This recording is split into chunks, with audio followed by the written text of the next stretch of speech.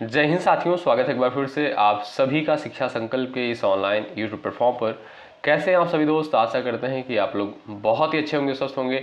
आप सभी को पता है डेली सुबह 11:30 बजे स्पेशल क्लास होती है जो कि बीएड एंट्रेंस एग्जाम 2026 के लिए महत्वपूर्ण है। आप किसी भी स्टेट से उस स्टेट की बीएड प्रवेश परीक्षा की तैयारी में अभी से लग गए हैं तो सुबह 11:30 बजे इन क्लासेस को अटेंड करना बिल्कुल मत भूलिएगा। दोस्तों, आप लोग पिछले वर्ष का प्रश्न पत्र उठाकर देखिएगा, इसी आधार पर पेपर में सवाल पूछे जाते हैं। तो आइए शुरू करते हैं। आप लोग धैर्य के साथ बने रहिएगा अंत तक और हर एक क्वेश्चन का आंसर भी देते हुए चलिएगा। एक कॉपी और एक आप लोग पेन ले लीजिएगा, जो भी इंपॉर्टेंट पॉइंट हमारे द्वारा बताया जाएगा उसको भी आप लोग नोट कर सकते हैं। चलिए शुरुआत करते हैं भाई। उस्ताद जाकिर हुसैन का संबंध जो है संगीत के किस वाद्य यंत्र से है? सितार से, तबला से, सरोद से, बांसुरी से? मोस्ट इंपॉर्टेंट सवाल है, एग्जाम में पूछा गया है। बताइए सही आंसर क्या हो जाएगा। यहां पर जो भी साथी ऑप्शन नंबर बी पर जा रहे हैं वो बिल्कुल राइट आंसर हो जाएगा उनका। ठीक है साथियों, उस्ताद जाकिर हुसैन का संबंध जो है तबला से है। ऑप्शन नंबर बी बिल्कुल करेक्ट आंसर हो जाएगा। अच्छा दोस्तों, उस्ताद जाकिर हुसैन जो है किसके पुत्र थे, ये भी आप लोग ध्यान रखिएगा। अल्लाह रखा खां, ठीक है, अल्लाह रखा के ये जो है पुत्र थे। अगर साथियों आपसे पूछा जाए कि इनको जो है पद्म विभूषण से कब सम्मानित किया गया था, ध्यान रखिएगा 2023 में जो है उस्ताद जाकिर हुसैन को जो है पद्म विभूषण से सम्मानित किया गया था। ठीक है, तो ऑप्शन नंबर बी आपका राइट आंसर हो जाएगा। ये एक तबला वादक थे। ठीक, अगला सवाल। गुजरात में साबरमती आश्रम की स्थापना गांधी जी ने किस वर्ष की थी? सवाल नंबर सेकंड का आंसर करिएगा आप लोग। चलिए बताइए। 1915 में, 17 में, 18 में और आपका दिया है 1929 में। चलिए भैया आंसर करिएगा सभी लोग यहाँ पर। तो जो भी साथी यहाँ पर भाई ऑप्शन नंबर बी पर जा रहे हैं वो बिल्कुल राइट हो जाएंगे। गुजरात में साबरमती आश्रम की स्थापना जो है साथियों 1917 में करी गई थी। बी ऑप्शन आपका बिल्कुल करेक्ट आंसर हो जाएगा। साथियों, अहमदाबाद में स्थित जो है यह आश्रम स्वतंत्रता संग्राम का प्रमुख केंद्र था। ठीक है, ये भी पॉइंट आप लोग ध्यान रखें। अगला सवाल देखिएगा। रविन्द्रनाथ टैगोर की गीतांजलि किसका संग्रह है? आप सभी साथियों को पता होगा गीतांजलि के राइटर कौन थे? रविन्द्रनाथ टैगोर। तो बताइएगा इसमें जो है किसका उल्लेख मिलता है? उपन्यास, नाटक, कविता, छोटी कहानियों का? बताइए ये गीतांजलि जो पुस्तक है ये किसका संग्रह है? आप सभी दोस्त आंसर करें। जो भी साथी यहाँ पर जा रहे हैं ऑप्शन नंबर थर्ड पर वो बिल्कुल राइट हो जाएंगे। ये दोस्तों कविता का संग्रह है। ऑप्शन थर्ड बिल्कुल करेक्ट आंसर हो जाएगा। साथियों याद रखिएगा 1913 में रविन्द्रनाथ टैगोर को जो है गीतांजलि के लिए नोबेल प्राइज जो है दिया गया था। ये भी पॉइंट आप लोग ध्यान रखिएगा। अगला सवाल। प्लासी की लड़ाई किसके किसके बीच हुई थी? बताइए सवाल नंबर 4 का राइट आंसर क्या है? प्लासी की लड़ाई जो है किसके किसके मध्य हुई थी आप लोग बताएं, और कब हुई थी ये भी कमेंट करके बताइएगा। चलिए आप सभी साथियों को भाई पता होना चाहिए 1757 में, कब भाई? 23 जून 1757 को दोस्तों प्लासी का युद्ध होता है। किसके किसके मध्य हुआ था? सिराजुद्दौला और रॉबर्ट क्लाइव के मध्य। ऑप्शन नंबर आपका जो थर्ड दिया है बिल्कुल करेक्ट आंसर हो जाएगा। अगला सवाल देखिए ये रहा। भारत के किस राज्य में सबसे लंबी तट रेखा है? केरल, गुजरात, उड़ीसा, महाराष्ट्र? चलिए एक बार सभी लोग सेशन को लाइक कर दें और शेयर कर दें अपने सभी दोस्तों के पास। चलिए भी आंसर करिए। आपका सही आंसर क्या हो जाएगा?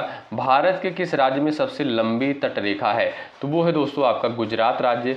बी ऑप्शन जो दिया है यही बिल्कुल आपका सटीक आंसर हो जाएगा। अगला सवाल ये रहा आपके सामने। हिमाचल प्रदेश में कौन सा दर्रा स्थित है? बताइए सवाल नंबर 6 का क्या आंसर हो जाएगा? बताओ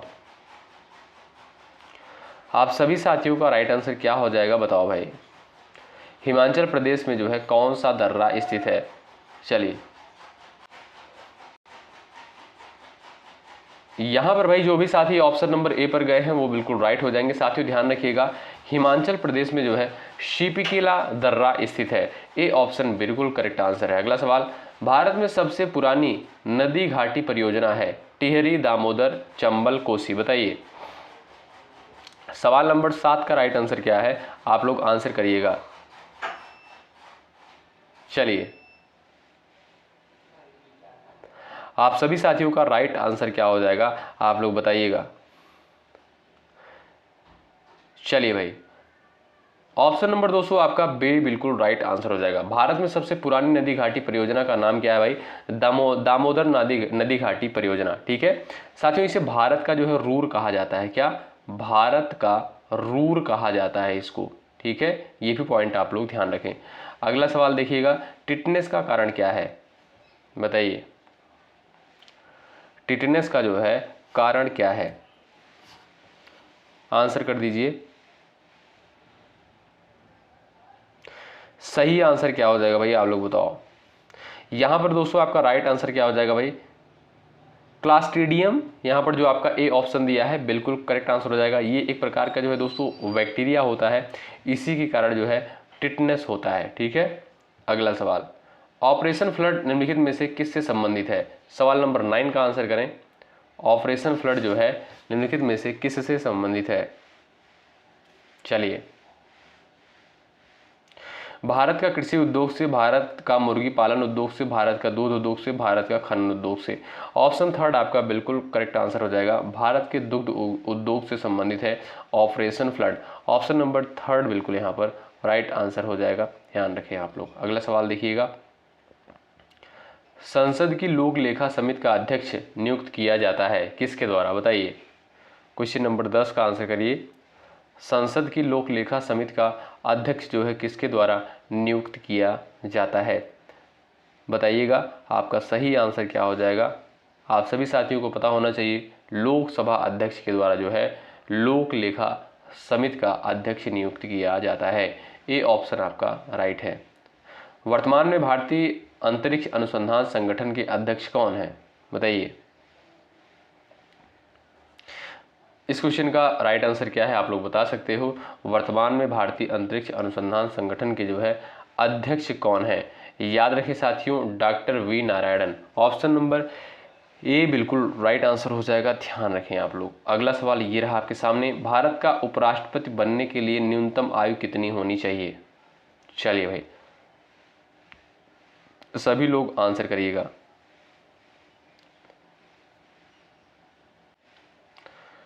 चलिए प्रयास करिएगा। आपका सही आंसर क्या हो जाएगा? साथियों, राष्ट्रपति, उपराष्ट्रपति, प्रधानमंत्री बनने के लिए न्यूनतम आयु सीमा जो होती है वो आपकी होती है 35 ईयर। कितनी? 35 वर्ष होती है। ऑप्शन नंबर बी आपका यहाँ पर जो दिया है यही बिल्कुल सही उत्तर होगा। अगला सवाल ये रहा, अंतर्राष्ट्रीय श्रम संगठन का मुख्यालय कहाँ पर स्थित है? बताइए। चलिए भाई, अंतर्राष्ट्रीय श्रम संगठन का मुख्यालय जो है कहाँ पर स्थित है? ILO का मुख्यालय जो है कहाँ पर स्थित है? साथियों, ILO या अंतर्राष्ट्रीय श्रम संगठन की स्थापना कब हुई थी? 1919 में जो है इसकी स्थापना हुई थी और इसका मुख्यालय दोस्तों जिनेवा स्विट्जरलैंड में स्थित है।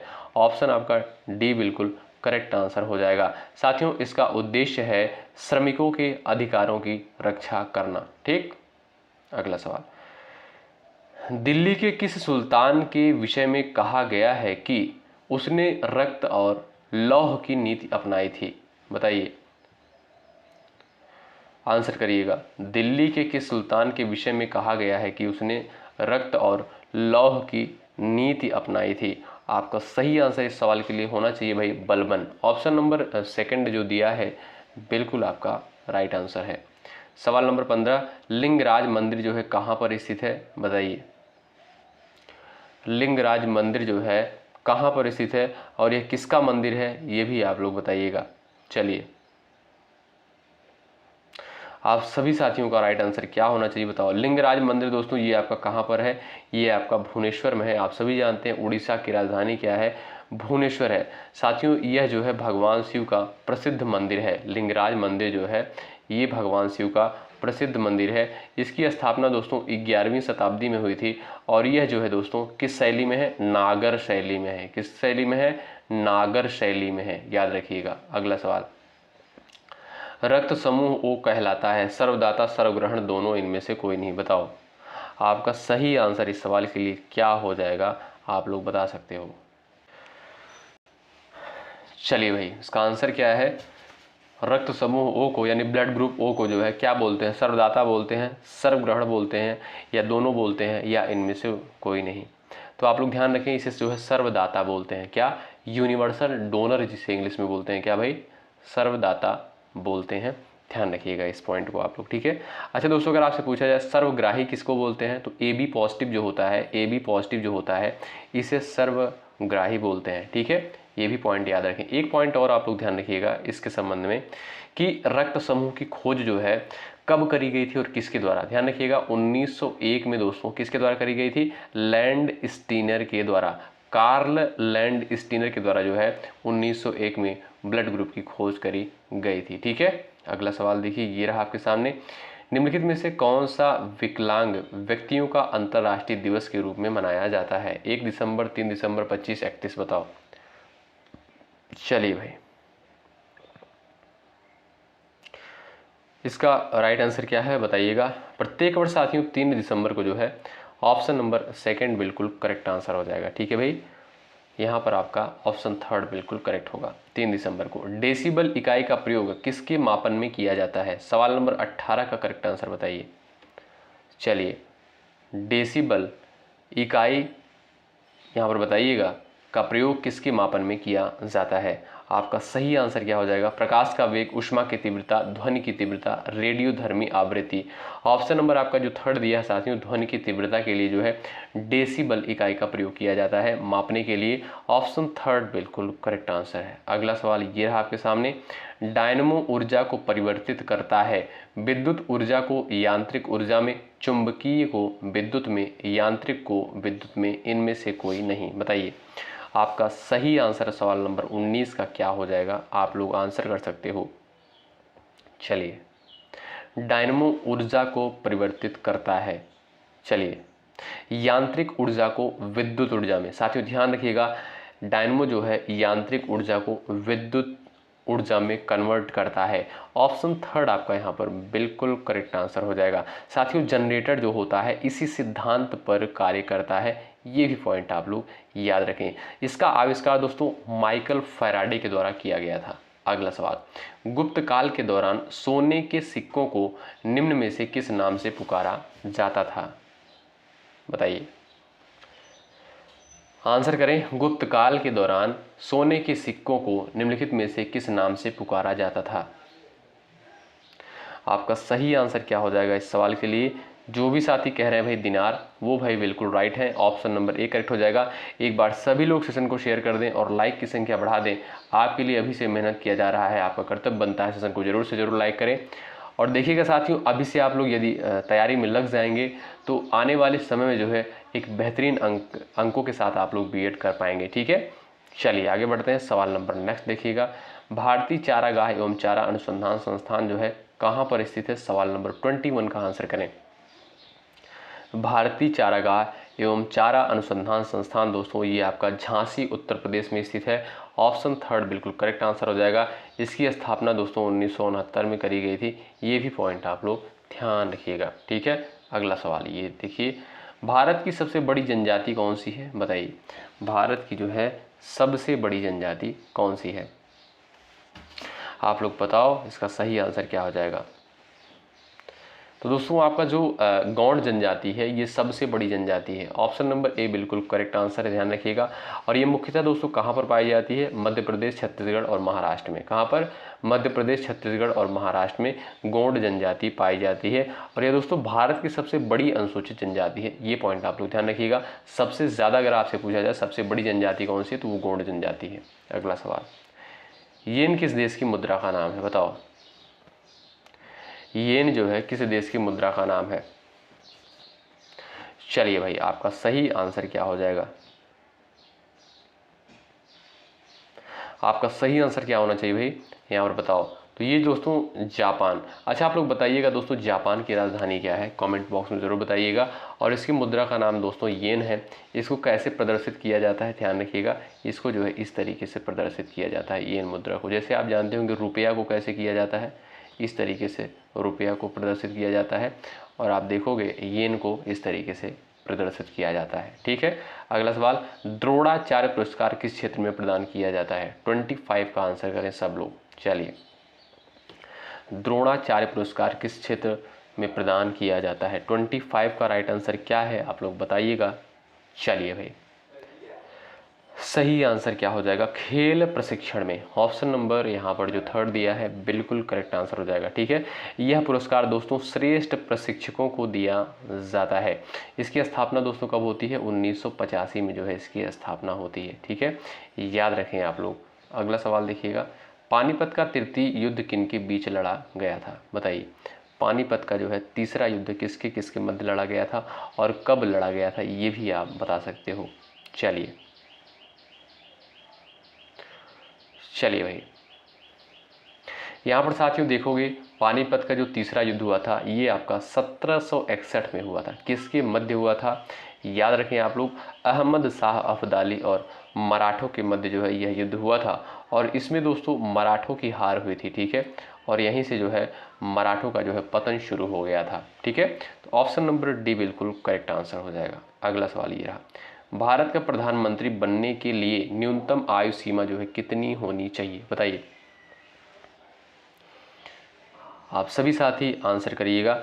अगर आपसे साथियों पूछा जाए कि लोकसभा सदस्य बनने के लिए आयु सीमा कितनी होनी चाहिए तो 25 वर्ष। ठीक है, अच्छा, राज्यसभा का सदस्य बनने के लिए न्यूनतम आयु सीमा कितनी होनी चाहिए, 30 वर्ष। ये दोनों पॉइंट याद रखें, बड़ा कन्फ्यूजन होता है। ठीक है, लोकसभा सदस्य बनने के लिए 25 वर्ष, राज्यसभा सदस्य बनने के लिए 30 वर्ष होनी चाहिए। ठीक है, लेकिन प्रधानमंत्री बनने के लिए न्यूनतम आयु सीमा दोस्तों 35 ईयर होनी चाहिए।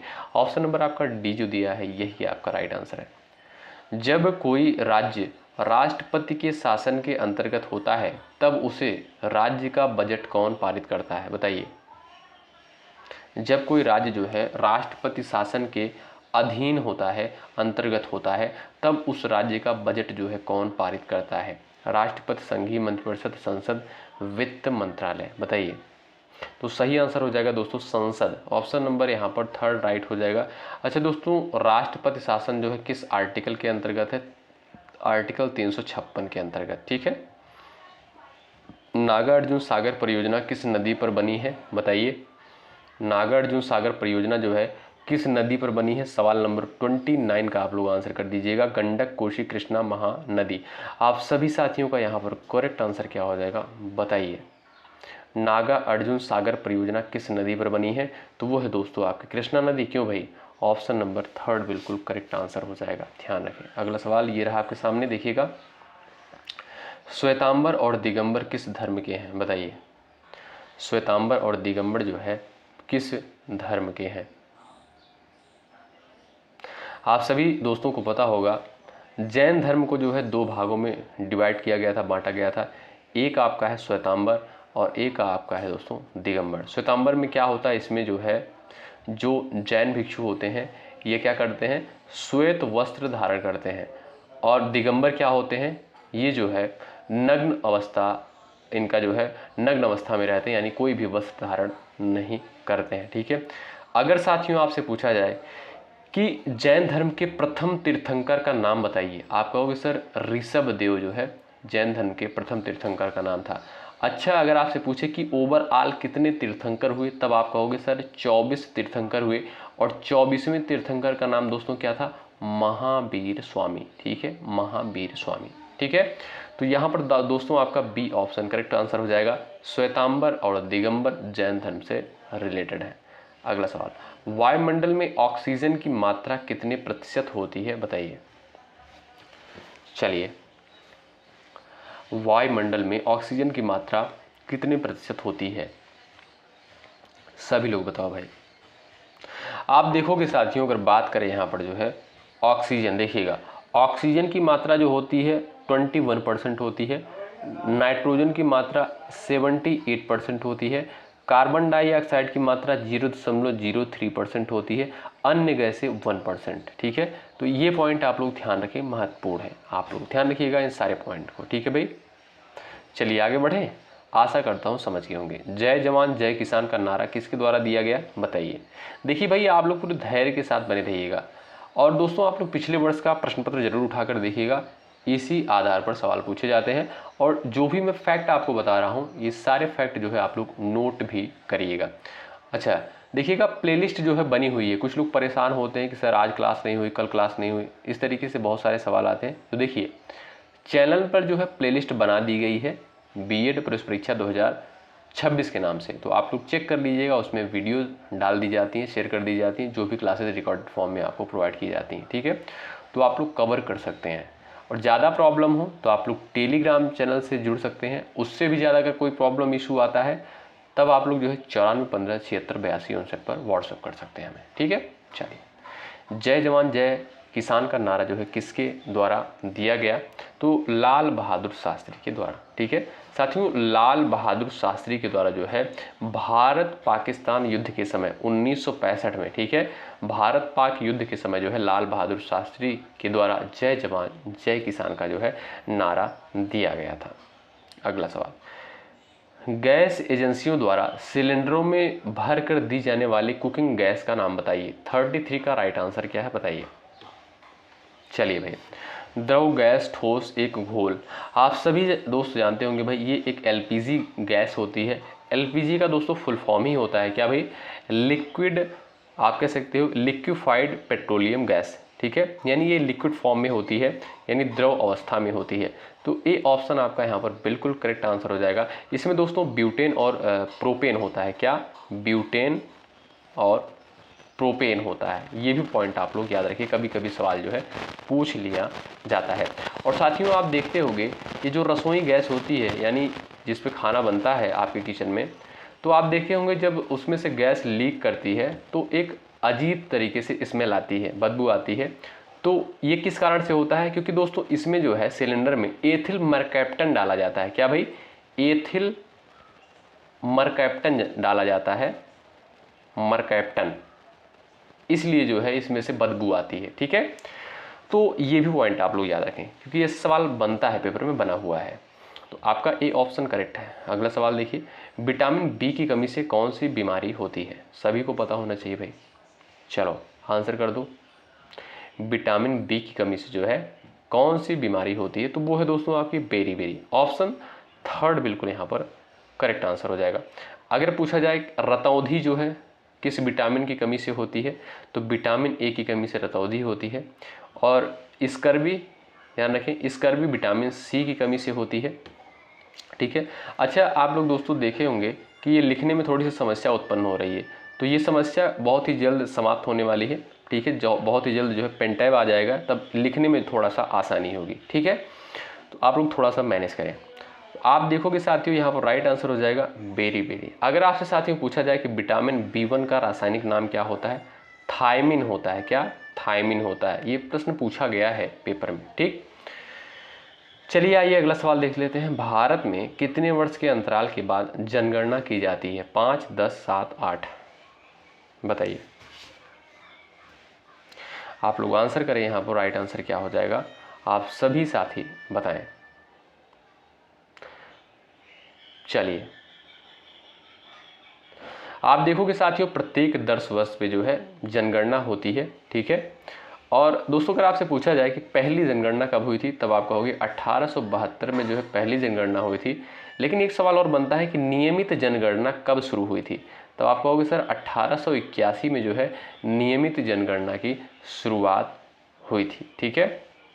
चलिए अगला सवाल, रेफ्रिजरेटर में कौन सा गैस द्रव का प्रयोग किया जाता है? यानी जो आपके घर में फ्रिज होती है उसमें जो है किस गैस का प्रयोग किया जाता है बताइएगा। आप लोग सभी लोग आंसर करो। करेक्ट आंसर क्या हो जाएगा आप लोग बताइएगा। तो यहां पर आपका सही उत्तर हो जाएगा भाई अमोनिया। ए ऑप्शन बिल्कुल करेक्ट हो जाएगा। अमोनिया का रासायनिक सूत्र बताइएगा आप लोग। NH3 होता है। क्या? NH3 होता है। ब्रिटेन की मुद्रा का नाम क्या है बताइए। ब्रिटेन की मुद्रा का नाम क्या है? चलिए, आप देखोगे साथियों यहाँ पर जो आपका देखेंगे पाउंड होता है। क्या दोस्तों? पाउंड होता है। अच्छा दोस्तों, पाउंड को जो है कैसे प्रदर्शित किया जाता है, इसको पाउंड कर लीजिएगा आप लोग, ठीक है। पाउंड कर लीजिएगा। कैसे प्रदर्शित किया जाता है ये भी ध्यान रखें, इस तरीके से, ये ऐसे कुछ होता है पाउंड, ठीक है। अगला सवाल देखिएगा, भारत का कौन सा प्रदेश रबड़ का सबसे अधिक उत्पादन करता है बताइए। इस सवाल का आंसर करें आप लोग। केरल, तमिलनाडु, आंध्र प्रदेश, महाराष्ट्र। ये भी सवाल पेपर में आ चुका है। आप लोग बताइएगा। रबड़ उत्पादन की अगर बात करें तो केरल में, ऑप्शन नंबर ए बिल्कुल करेक्ट आंसर है। ठीक है भाई। दूसरा स्थान जो है तमिलनाडु का है, दूसरा स्थान जो है तमिलनाडु का है। सवाल नेक्स्ट है, हमारे शरीर में पित्त रस कहाँ पैदा होता है? हमारे शरीर में जो है पित्त रस कहाँ पैदा होता है? आप सभी जानते होंगे भाई, लीवर में यानी यकृत में जो है पित्त रस पैदा होता है। तो ए ऑप्शन आपका यहाँ पर बिल्कुल करेक्ट हो जाएगा। साथियों, यकृत जो है शरीर की सबसे बड़ी ग्रंथि है। अगर आपसे पूछा जाए कि सबसे बड़ी ग्रंथि का नाम बताइए, तब आप कहोगे सर यकृत यानी लीवर। ठीक, और ये साथियों आज की क्लास का लास्ट क्वेश्चन, और आप सभी जानते हैं क्वेश्चन नंबर लास्ट जो होता है इसका आंसर आपको देना होता है, और जो भी साथी सबसे पहले आंसर करते हैं उनका आंसर कमेंट बॉक्स में पिन किया जाता है। निम्नलिखित में से भारतीय नेपोलियन किसे माना जाता है? सवाल नंबर 40 का आंसर करिएगा।